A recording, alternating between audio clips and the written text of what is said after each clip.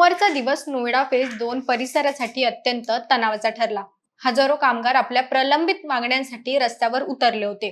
सुरुवातीला शांततेत सुरू असलेल्या या आंदोलनाला अचानक हिंसक वळण लागले। पगारवाढ आणि बोनसच्या मागणीसाठी आक्रमक झालेल्या कामगारांनी औद्योगिक वसाहतींमधील मालमत्तेची तोडफोड केली, खासगी वाहने पेटवून दिली आणि पोलिसांवरही दगडफेक केली। परिस्थिती इतकी हाताबाहेर गेली होती की पोलिसांना अश्रुधुराच्या नळकांड्या फोडाव्या लागल्या। परंतु हे आंदोलन केवळ एका शहरापुरते मर्यादित नाही। सध्या संपूर्ण देशात कामगारांमध्ये एक अस्वस्थता पाहायला मिळत आहे। देशातील विविध औद्योगिक राज्यांमध्ये कामगार संघटना आक्रमक होताना दिसत आहे। देशभरात कामगारांची आंदोलनं का होत आहेत, पाकिस्तानशी संबंधांचा आरोप काय, याविषयी सविस्तर जाणून घेऊयात। नमस्कार, मी मयुरी आणि आपण पाहतात मुंबई आउटलुक। गेल्या काही वर्षात जीवनावश्यक वस्तूंच्या किमती गगनाला भिडल्या आहेत, परंतु त्या तुलनेत कामगारांच्या किमान वेतनात वाढ झालेली नाही। नोएडामधील आंदोलनाचं मुख्य कारण हेच होतं की अनेक वर्षांपासून रखडलेली पगारवाढ व्यवस्थापनेने मान्य केली नव्हती। केंद्र सरकारने आणलेले 4 नवीन कामगार कायदे हे कॉर्पोरेट धारणीचे असल्याचं आरोप कामगार संघटना करत आहे।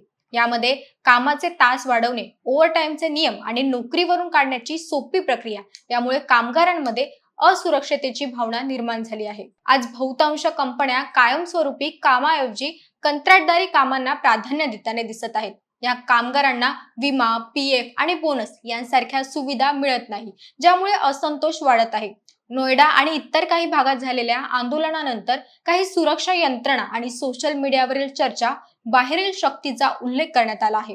काही अधिकृत सूत्रांच्या हवालाने असं दावा केला जात आहे की भारतातील औद्योगिक शांतता भंग करण्यासाठी सीमेपलीकडून म्हणजेच पाकिस्तानमधून काही हँडलर सोशल मीडियाच्या माध्यमातून चितवणीखोर संदेश पसरवत आहेत। उत्तर प्रदेश पोलिसांनी तपास सुरू केला आहे की आंदोलनाच्या ग्रुप्समध्ये काही संशयास्पद नंबर्स प्रक्रिया होत आहे का। भारताची ग्लोबल मॅन्युफॅक्चरिंग हब म्हणून प्रतिमा ढागाळण्यासाठी अशा हिंसक आंदोलनाला फूस लावली जात असल्याचा संशय व्यक्त केला जात आहे। मात्र अद्याप या आरोपांना ठोस पुरावा मिळालेला नाही आणि सध्या तपास देखील सुरू आहे। नोएडामधील फेज 2 मध्ये अनेक आंतरराष्ट्रीय कंपन्यांचे युनिट्स आहेत। या हिंसेमुळे कोट्यवधींचे नुकसान झाले असून उत्पादनाचे चक्र थांबले आहे।